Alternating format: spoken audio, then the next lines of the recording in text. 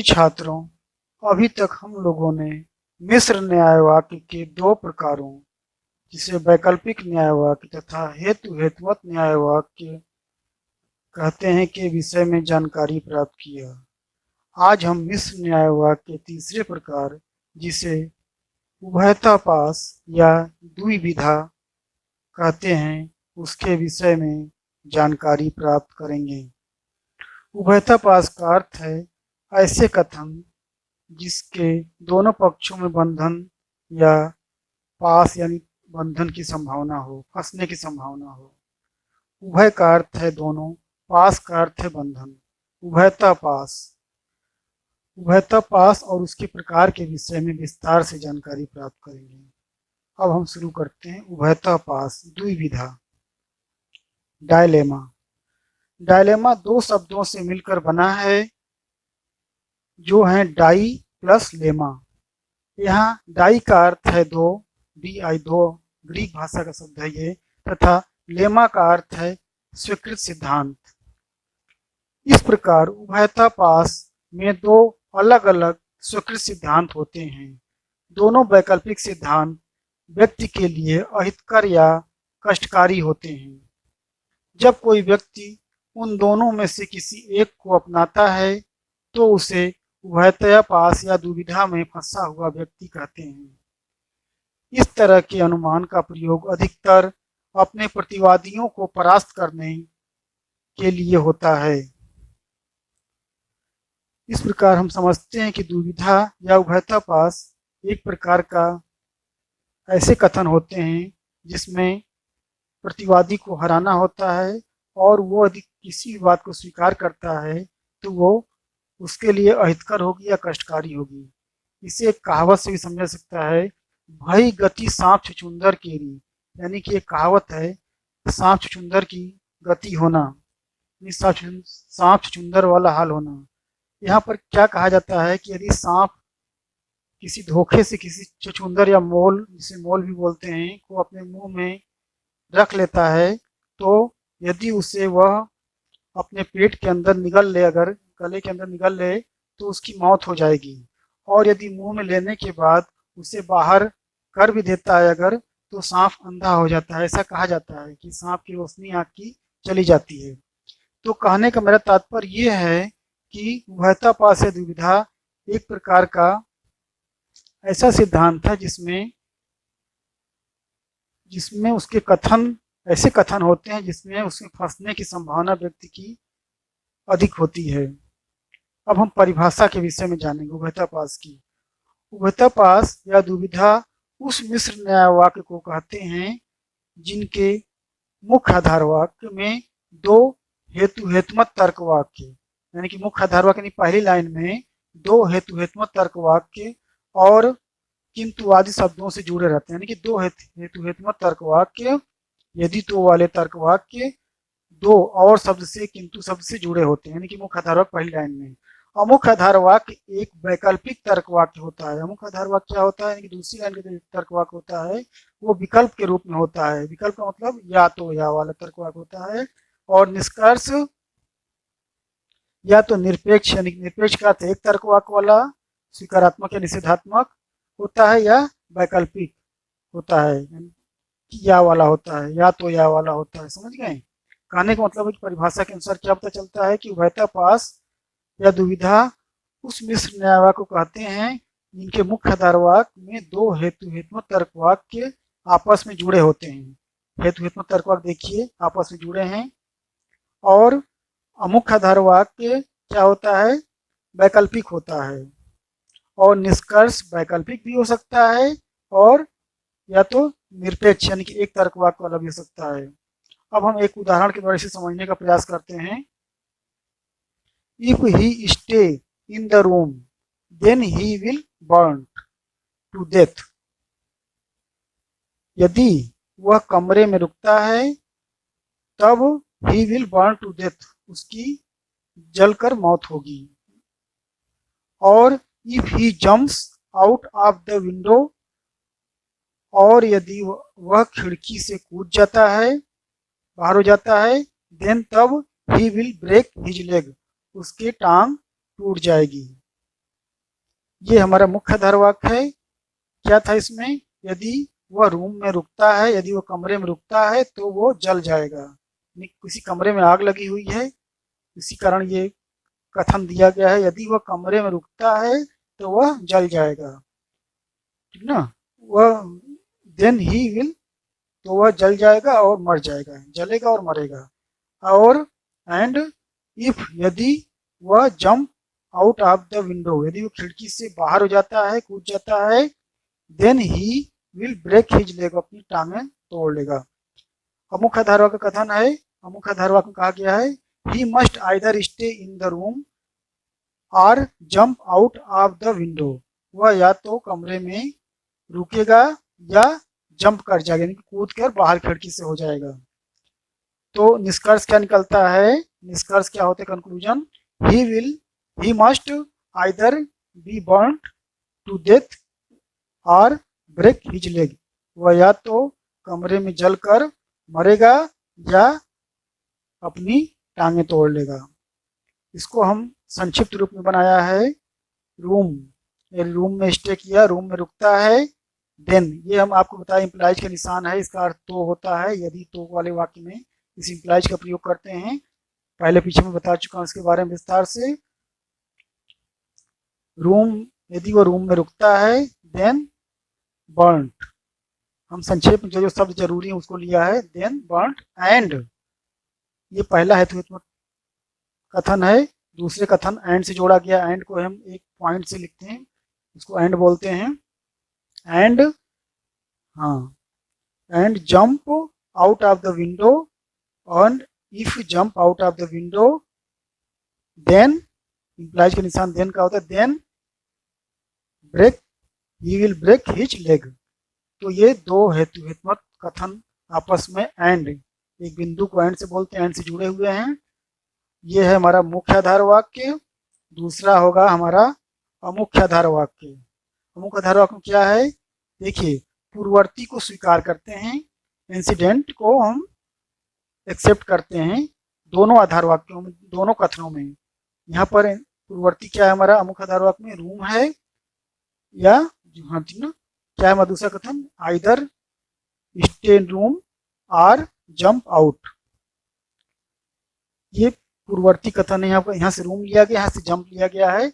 और कंक्लूजन, निष्कर्ष क्या निकाला गया है, निष्कर्ष में क्या है, बर्न्ट, या तो वह बर्न्ट हो जाएगा, जल जाएगा, जल के मरेगा, या ब्रेक खींच लेगा, अपनी टांगे तोड़ेगा, बर्न्ट करेगा। तो ये जो कथन निष्कर्ष आया है, यहाँ से पूर्ववर्ती को यदि हम स्वीकार करेंगे तो निष्कर्ष में हम उत्तरवर्ती कॉन्सिक्वेंट को हम निष्कर्ष में स्वीकार करते हैं। इससे हम और विस्तार से आगे आपको अच्छी तरह समझ में आएगा। हम अब आगे बढ़ते हैं उभयतापास के प्रकार में, टाइप्स ऑफ डायलेमा। उभयतापास के मुख्यतः 4 प्रकार होते हैं, अब हम उसके बारे में समझेंगे। पहले 2 प्रकार हैं, विधायक और विघातक, 2 शब्द हैं, कंस्ट्रक्टिव और डिस्ट्रक्टिव। इसमें कंस्ट्रक्टिव में 2 प्रकार, कंस्ट्रक्टिव में क्या होता है कि हम मुख्य आधार वाक्य के पूर्ववर्ती को हम अमुख्य आधार वाक्य में स्वीकार करते हैं, यानी कि अमुख्य आधार वाक्य में हम मुख्य आधार वाक्य के पूर्ववर्ती को हम स्वीकार करते हैं, तो कंस्ट्रक्टिव डिलेमा होता है। हाँ, और डिस्ट्रक्टिव डिलेमा में क्या होता है, उसे हम अमुख्य आधार वाक्य में मुख्य आधार वाक्य के उत्तरवर्ती को डिनाई करते हैं या अस्वीकार करते हैं, तो क्या हो सकता, वो डिस्ट्रक्टिव डिलेमा या विघातक बोलते हैं उसे।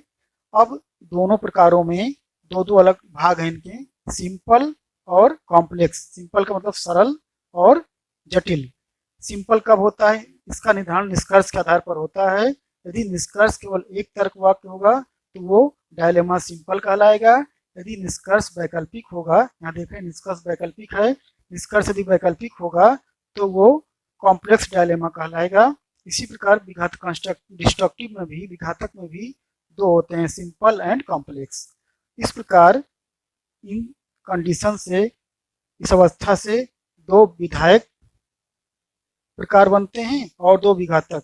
सरल विधायक उभयतापास, सिंपल कंस्ट्रक्टिव डिलेमा, जटिल विधायक उभयतापास, कॉम्प्लेक्स कंस्ट्रक्टिव डिलेमा।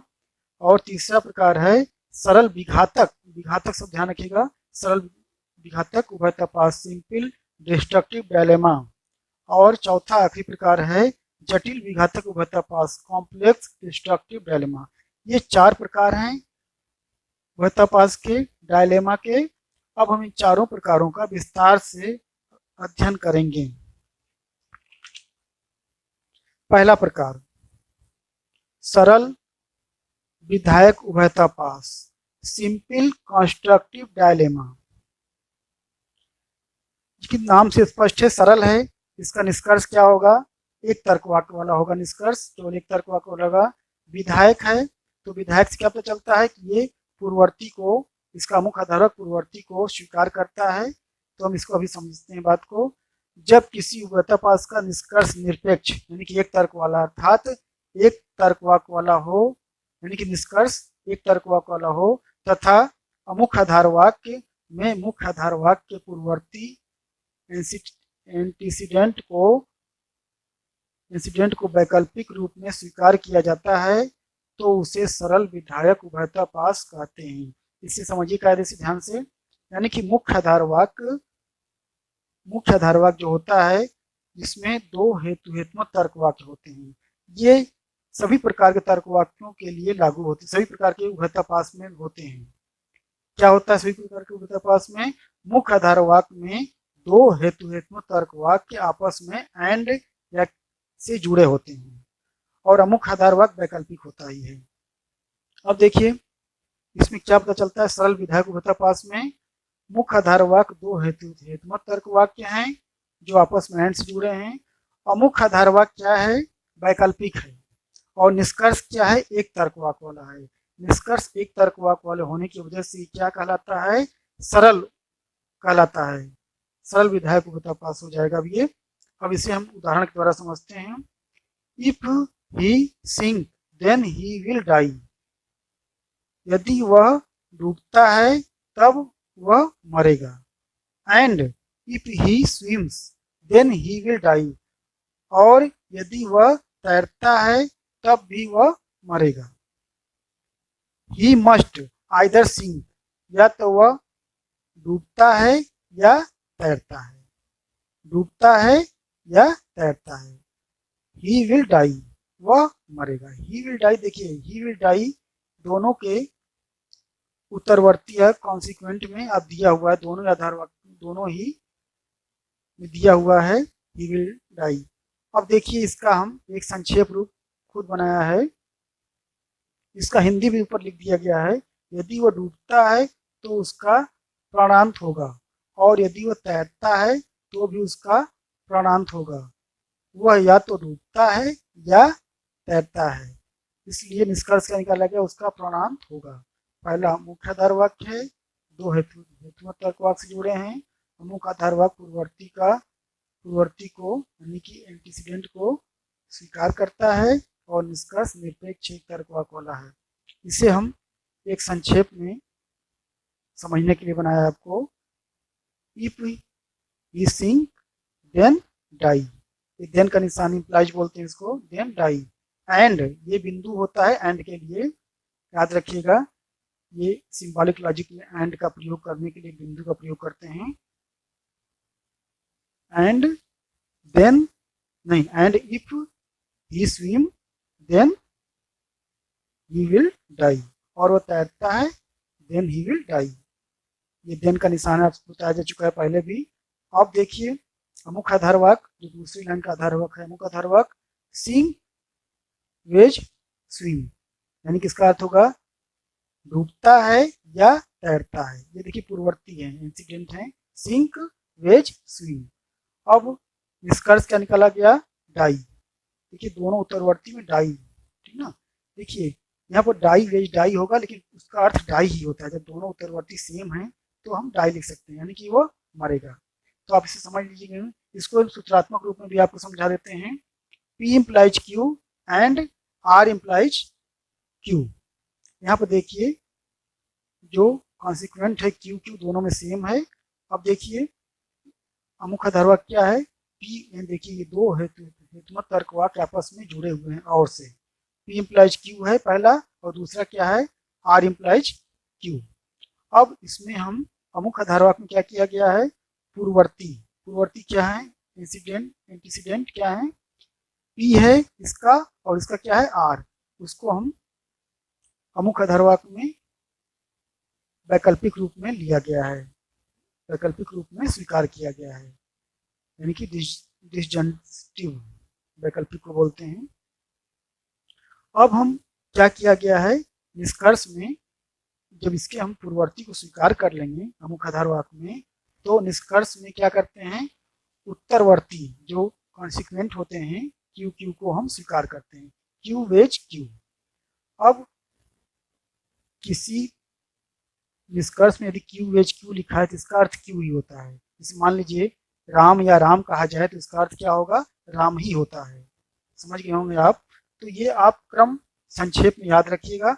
अब हम आगे बढ़ते हैं अपने दूसरे प्रकार के लिए, जिसे जटिल विधायक उभयता पास कहते हैं, यानी कि सिंपल कॉन्स्ट्रक्टिव डायलेमा के विषय में चर्चा करेंगे।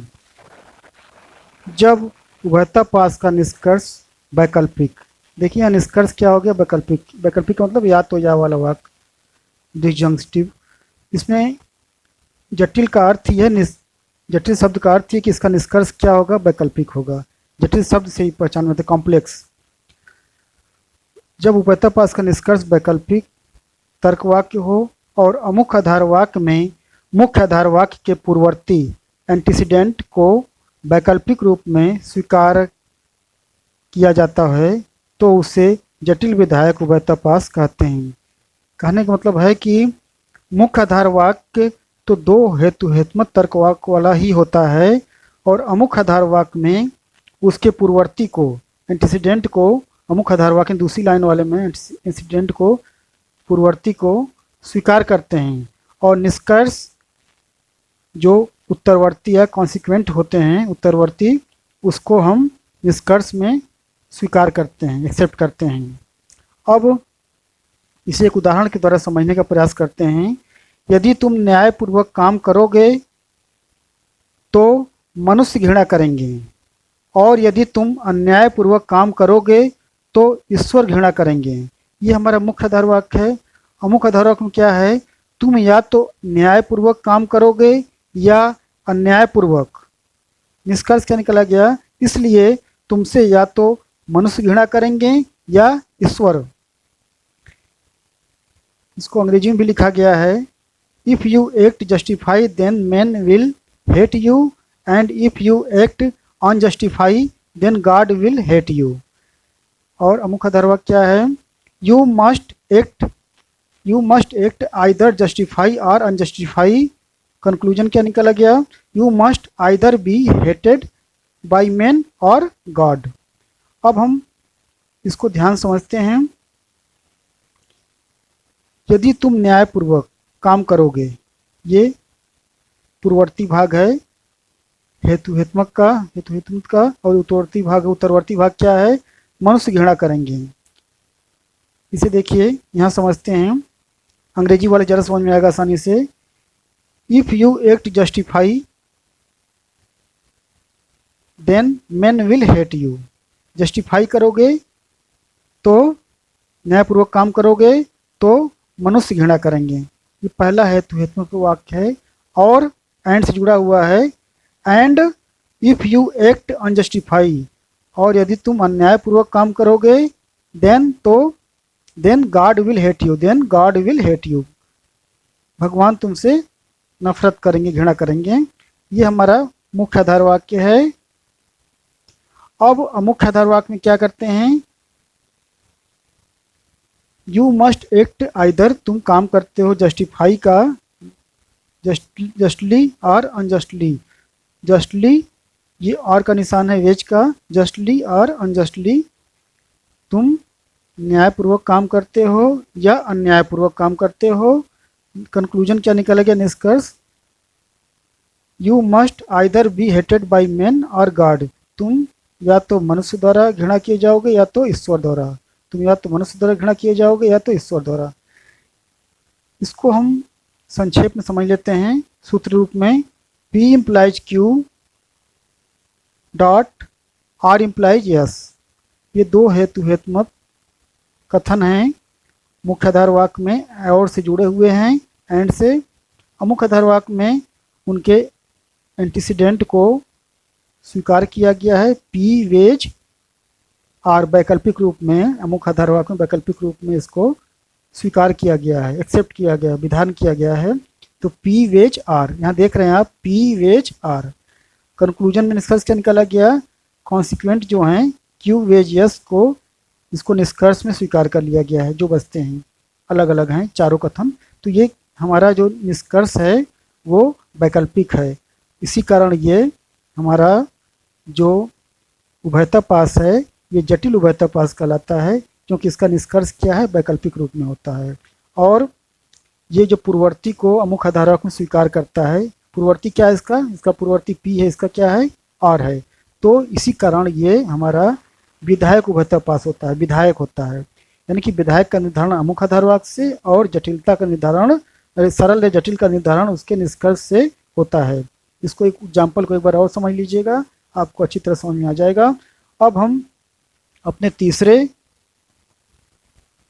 उभयता पास, जिसे हम सरल विधायक उभयता पास, सॉरी सरल विघातक, देखिए विघातक का ध्यान रखिएगा, इसको विघातक का अर्थ होता है निगेशन से, निगेटिव से अर्थ लिया जाता है।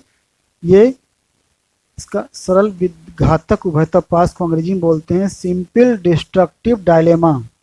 ये डिस्ट्रक्टिव से क्या अर्थ होता है, ये उसका निषेध करता है, डिस्ट्रक्ट करता है। इसे देखिए, इसको हम समझते हैं इसके परिभाषा से। जब किसी उभयता पास के मुख्य आधार वाक्य में, यानी कि मुख्य आधार वाक्य में दो हेतु हेतुमत तर्क वाक्य आपस में जुड़े हों। हमने पहले भी देखा कि मुख्य आधार वाक्य में, सभी प्रकार के उभयता पास के मुख्य आधार वाक्य में दो हेतु हेतुमत कथन होते हैं जो आपस में और या किंतु शब्द से जुड़े होते हैं। अमुख्य आधार वाक्य में मुख्य आधार वाक्य के उत्तरवर्ती यानी कॉन्सिक्वेंट का निषेध।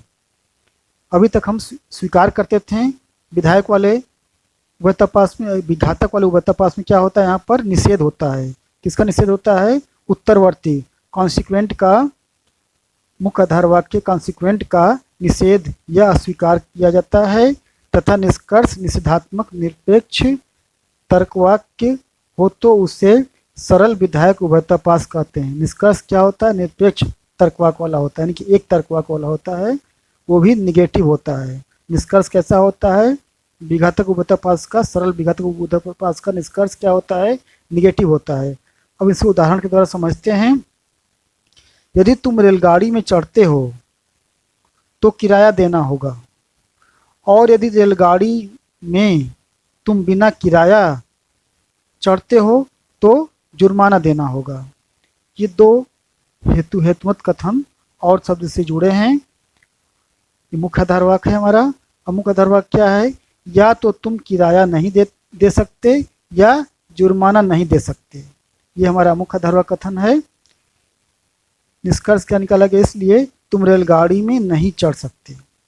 फिर से ध्यान दीजिए, इसको संक्षेप में समझ सकते हैं आप।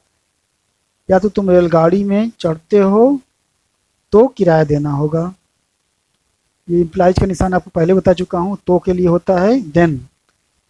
इफ, यदि तुम रेलगाड़ी में चढ़ते हो तो किराया देना होगा। ये एंड से जुड़े हुए हैं, और से। एंड यदि तुम रेलगाड़ी में बिना किराया दिए चढ़ते हो तो तुम्हें क्या देना होगा, जुर्माना, फाइन देना होगा।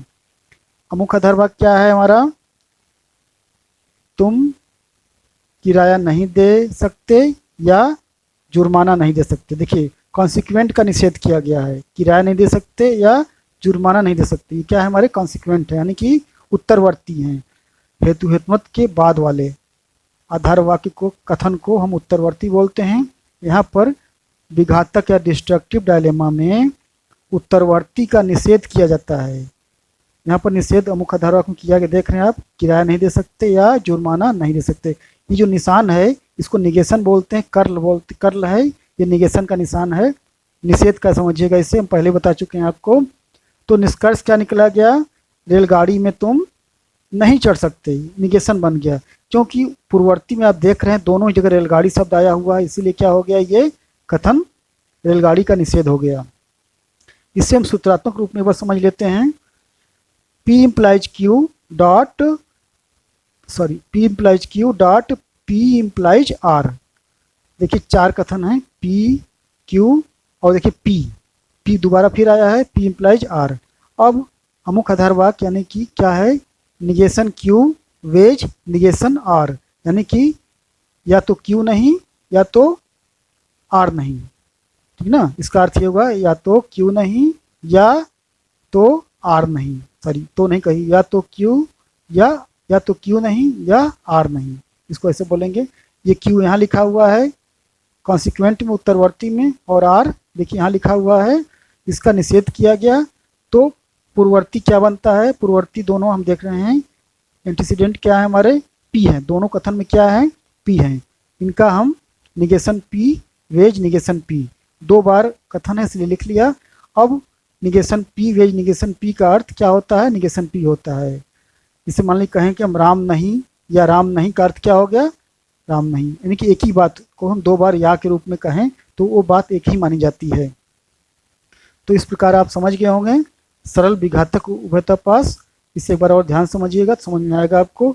अब हम आखिरी उभयता पास, जिसे हम कहते हैं जटिल विघातक उभयता पास, के विषय में हम चर्चा करेंगे। Complex destructive dilemma. Simple destructive dilemma और कॉम्प्लेक्स डिस्ट्रक्टिव डायलेमा में केवल निष्कर्ष का अंतर होता है। सिंपल में निष्कर्ष केवल निरपेक्ष तर्कवाक होता है, एक तर्कवाक वाला होता है, और कॉम्प्लेक्स डायलेमा में निष्कर्ष क्या होता है, वैकल्पिक होता है, यानी कि विकल्प के रूप में होता है, इसलिए वो सिंपल और कॉम्प्लेक्स कहे जाते हैं निष्कर्ष के आधार पर। अब देखते हैं जटिल विघातक उभयता पास क्या है। जब किसी उभयता पास के मुख्य आधार वाक्य में दो हेतुमत तर्क वाक्य आपस में जुड़े हों, ये लाइन सभी तर्क वाक्य सभी उभयता पास में लागू होती है। क्या होता है, सभी उभयता पास का मुख्य आधार वाक्य क्या होता है, उनके मुख्य आधार वाक्य में दो हेतुमत तर्क वाक्य आपस में जुड़े रहते हैं। अमुक आधार वाक्य में मुख्य आधार वाक्य के उत्तरवर्ती यानी कॉन्सिक्वेंट का निषेध करते हैं। विघातक में क्या करते हैं, हम कॉन्सिक्वेंट का निषेध करते हैं। और पहले दोनों उभयता पास जिसमें विधायक बोलते हैं, विधायक उभयता पास में आप क्या करते थे, एंटीसीडेंट को आप, पूर्ववर्ती को आप स्वीकार करते थे। यहाँ क्या करते हैं आप, उत्तरवर्ती का निषेध, कॉन्सिक्वेंट का निषेध करते हैं। इस बात को ध्यान रखनी है आपको, कॉन्सिक्वेंट का निषेध या अस्वीकार से बोलते हैं, डिनाई किया जाता है। तो और निष्कर्ष निषेधात्मक वैकल्पिक तर्कवाक। देखिए कॉम्प्लेक्स डायलेमा में निष्कर्ष क्या होगा, वैकल्पिक होता है, यानी कि डिसजंक्टिव होता है। वैकल्पिक तर्कवाक हो तो जटिल विघातक उभयता पास कहते हैं। इसे एक उदाहरण के द्वारा समझने का प्रयास करिए। यदि चीन से संधि कर ली जाए तो वे शक्तिशाली हो जाएंगे। और दूसरा कथन क्या है, हेतुमत का, यदि लड़ाई जारी रहे तो वे दुश्मन हो जाएंगे। पहला मुख्य आधार वाक्य क्या है मेरा, यदि चीन से संधि कर ली जाए तो वे शक्तिशाली हो जाएंगे, और यदि लड़ाई जारी रहे तो वे दुश्मन हो जाएंगे। मुख्य आधार वाक्य क्या है, पर या तो उन्हें शक्तिशाली नहीं बनाया जा सकता या दुश्मन नहीं बनाया जा सकता। निष्कर्ष क्या निकाला गया, या तो संधि नहीं की जा सकती या लड़ाई जारी नहीं रखी जा सकती है। इसको फिर ध्यान समझिए। मुख्य आधार वाक्य में दो हेतुमत कथन और से जुड़े हैं, और अमुख्य आधार वाक्य में उनके उत्तरवर्ती कॉन्सिक्वेंट का निषेध किया गया है। शक्तिशाली नहीं बनाया जा सकता, और किसका निषेध किया गया, दुश्मन नहीं बनाया जा सकता। ये उत्तरवर्ती भाग का कथन है। और निष्कर्ष क्या है, पूर्ववर्ती भाग का निषेध कर रहा है, एंटीसीडेंट का निषेध कर रहा है। या तो संधि नहीं की जा सकती या लड़ाई जारी नहीं रखी जा सकती है। इसे संक्षिप्त उदाहरण के द्वारा फिर समझने का प्रयास करें।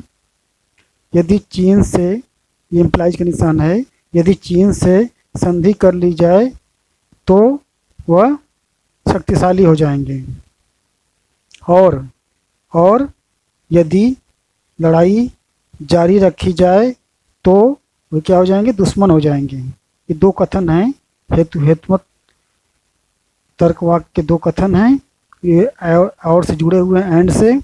अब देखिए निगेशन का निशान है, ये नहीं का निशान, निगेशन शक्तिशाली यानी कि शक्तिशाली नहीं हो जा पाएंगे, पर या तो ये मुख्याधार वाक्य है, पर या तो शक्तिशाली नहीं बनाया जा सकता है या दुश्मन नहीं बना सकता। ये निगेशन का निशान का अर्थ होता है नहीं, इसको नहीं बोलते हैं, नहीं का निशान है निगेटिव निगेशन का। अब इसमें मुख्य आधार वाक्य में क्या किया गया, मुख्य आधार वाक्य के उत्तरवर्ती यानी कि कॉन्सिक्वेंट का निषेध, कॉन्सिक्वेंट का निषेध किया गया। और निष्कर्ष में क्या किया गया, पूर्ववर्ती मुख्य आधार वाक्य के पूर्ववर्ती भाग, इसे पूर्ववर्ती भाग क्या है, यदि चीज से संधि कर ली जाए और दूसरे कथन का पूर्ववर्ती हेतु कथन का पूर्ववर्ती भाग क्या है, लड़ाई जारी रखी रहें तो उसका निषेध किया गया। यदि संधि नहीं की जा सकती है या लड़ाई जारी नहीं रखी जा सकती है तो निगेशन संधि, संधि नहीं की सकती है या लड़ाई जारी नहीं रखी जा सकती है। ये हमारा निष्कर्ष के रूप में प्राप्त हुआ। इसे हम सूत्रात्मक रूप में भी समझ लेते हैं। P implies Q and dot बोलिए, P implies Q dot R implies yes। दो हेतु हेतुमत कथन एंड से जुड़े हुए हैं। मुख्य आधार वाक्य में क्या है, negation Q wedge negation S, negation Q consequent यानी उत्तरवर्ती का निषेध किया गया है। और निष्कर्ष में क्या किया गया है, पूर्ववर्ती negation P wedge negation R, पूर्ववर्ती का निषेध किया गया निष्कर्ष में। तो इस प्रकार हम चारों प्रकार के उभयता पास के विषय में समझ गए। एक बार पुनः संक्षेप में से जान लेते हैं। पहला कथन है, ध्यान से देखिए, सरल विधायक उभयता पास, सिंपल कंस्ट्रक्टिव डिलेमा में क्या होता है, जैसे कि मुख्य आधार वाक्य में, सभी मुख्य आधार वाक्यों में क्या होता है कि दो हेतु हेतुमत हाइपोथेटिकल कथन होते हैं, हेत्वाश्रित कथन होते हैं। P जिसे यहाँ पर है P implies Q dot R implies Q। तो इसमें क्या किया गया है, इस हेतु हेतुमत कथन का पूर्ववर्ती भाग को P implies R, P wedge R, मुख्य आधार वाक्य में पूर्ववर्ती भाग का वैकल्पिक रूप में स्वीकार किया जाता है। P implies R को वैकल्पिक रूप में स्वीकार किया जाता है। और निष्कर्ष में उत्तरवर्ती भाग कॉन्सिक्वेंट भाग को स्वीकार किया जाता है। देखिए उत्तरवर्ती भाग भी वैकल्पिक रूप में ही होता है, किंतु एक ही कथन होने के कारण ये वैकल्पिक न लिखकर उसे केवल एक तर्कवाक्य में लिखते हैं। जैसे कोई कथन दो बार कहा जाए या के रूप में हो तो उसमें एक ही कथन माना जाता है। जैसे कहा जाए कि राम या राम, तो क्या कहा जाएगा, राम ही कहा जाएगा वो। इसी प्रकार अब हम दूसरे उभयता पास के दूसरे प्रकार को भी एक संक्षेप में समझ लेते हैं। जैसे कि मान लीजिए दो कथन हैं, P implies Q dot R implies S, यानी कि यदि P तो Q और यदि R तो S, इसे समझ लीजिएगा हिंदी में भी। तो इसमें क्या किया गया है, पूर्ववर्ती भाग को मुख्य आधार वाक्य के पूर्ववर्ती भाग को अमुख्य आधार वाक्य में वैकल्पिक रूप में स्वीकार किया गया है, P वेज R। आप यहाँ देख रहे हैं पूर्ववर्ती भाग को अमुख्य आधार वाक्य, दूसरी लाइन अमुख्य आधार वाक्य होती है, उसमें स्वीकार किया जाता है। अब निष्कर्ष में क्या किया गया है, इस मुख्य आधार वाक्य के उत्तरवर्ती भाग क्या है, उत्तरवर्ती भाग क्या है, Q और S है, तो इसको वैकल्पिक रूप में निष्कर्ष में स्वीकार किया जाता है, Q वेज S। तो आप समझ गए होंगे कि ऐसा होता है। अब हम एक बार फिर तीसरे कथन को, जिसको बोलते हैं सरल विघातक उभयता पास, simple destructive dilemma. Simple destructive dilemma, विघातक और विधायक शब्द दो अलग अलग शब्द हैं, कंस्ट्रक्टिव और डिस्ट्रक्टिव। इसका अंतर ध्यान रखिएगा। डिस्ट्रक्टिव में क्या होता है कि उत्तरवर्ती का निषेध होता है, यानी कि कॉन्सिक्वेंट का निषेध करते हैं। कॉन्सिक्वेंट, जैसे यहाँ पर दो कॉन्सिक्वेंट हैं Q और R, इनका निषेध अमुख्य आधार वाक्य में किया जाता है। अब देखिए मुख्य आधार वाक्य में P implies Q dot P implies R। आप इसे बहुत कठिन न समझिएगा। इसका अर्थ होता है यदि P तो Q, और बिंदु का निशान क्या है, और यदि P तो आर, ये दो कथन हैं। फिर निगेशन क्यू, यानी कि ये उत्तरवर्ती कथन इसमें, और इसके आर का निषेध किया जा रहा है, निगेशन आर। अब हम क्या करेंगे निष्कर्ष में, पूर्ववर्ती भाग एंटीसीडेंट को हम क्या करेंगे, एक्सेप्ट करेंगे, नहीं सॉरी डिनाई करेंगे। Negation P dot negation P, दोनों जगह पी लिखा हुआ इसलिए निगेशन किया, और एक ही बात वैकल्पिक में या डिसजंक्टिव में दो बार आती है तो वो एक बार लिख देते हैं। Negation P wedge negation P equal to क्या होता है, निगेशन पी होता है। अब हम जटिल विधायक उभयता पास कॉम्प्लेक्स डिस्ट्रक्टिव डायलेमा का एक बार फिर से ध्यान दे लेते हैं। इसमें भी वही है, मुख्य आधार वाक्य दो हेतुत्मक कथन है, और अमुख्य आधार वाक्य में वो कॉन्सिक्वेंट यानी उत्तरवर्ती का निषेध किया गया है, और निष्कर्ष में पूर्ववर्ती को स्वीकार किया गया है। इस प्रकार आप समझ गए होंगे। अब हम संक्षेप में दो बिंदु और जगह खाली थी बता रहे हैं, इसलिए उभयता पास की सरलता या जटिलता का निर्धारण निष्कर्ष के आधार पर होता है, यानी कि निष्कर्ष के आधार पर ही सरलता और जटिलता का निर्धारण होता है। इसे समझिए आप, यदि निष्कर्ष निरपेक्ष तर्कवाक हो, यानी कि सिंगल तर्कवाक हो, स्वीकारात्मक हो, निषेधात्मक, उससे मतलब नहीं है। निष्कर्ष यदि एक तर्कवाक के रूप में हो तो वो उभयता पास क्या कहलाएगा, सरल कहलाएगा। और यदि निष्कर्ष वैकल्पिक रूप में हो वो तो क्या कहलाएगा, वो जटिल कॉम्प्लेक्स कहलाएगा, कॉम्प्लेक्स डायलेमा कहलाएगा। समझ गए आप। अब यदि दूसरा पॉइंट देखिए, उभयता पास के विधायक या विघातक, देखिए दो शब्द हैं, आप बहुत ध्यान समझिएगा। ध से धनुष, विधायक का अर्थ होता है कंस्ट्रक्टिव, और विघातक यानी घ समझिएगा, अलग अलग ध्यान समझिएगा। विघातक का अर्थ होता है डिस्ट्रक्टिव। कंस्ट्रक्टिव या डिस्ट्रक्टिव होने का निर्धारण अमुख्य आधार वाक्य से होता है। कैसे होता है, यदि अमुख्य आधार वाक्य पूर्ववर्ती को एक्सेप्ट करता है या स्वीकार करता है, वो मुख्य आधार वाक्य पूर्ववर्ती को, तो वो कंस्ट्रक्टिव डिलेमा बनता है। और यदि अमुख्य आधार वाक्य मुख्य आधार वाक्य के उत्तरवर्ती समझ रहे हैं, ये उत्तरवर्ती को डिनाई करता है, तो वो कौन सा होता है, कॉम्प्लेक्स डिलेमा, यानी कि विघातक उभयता पास होता है। विघातक उभयता पास में क्या होता है कि उत्तरवर्ती को अमुख्य आधार वाक्य में डिनाई किया जाता है, यानी कि अस्वीकार किया जाता है। तो इस प्रकार हम समझ जाते हैं कि ये विधायक और विघातक का निर्धारण करने के लिए वो अमुख्य आधार वाक्य की सहायता ली जाती है। इस प्रकार हम चारों प्रकार के उभयता पास और उभयता पास के विषय में विस्तार से समझ जाते हैं। इसे एक बार ध्यान से और पढ़ लीजिएगा। धन्यवाद।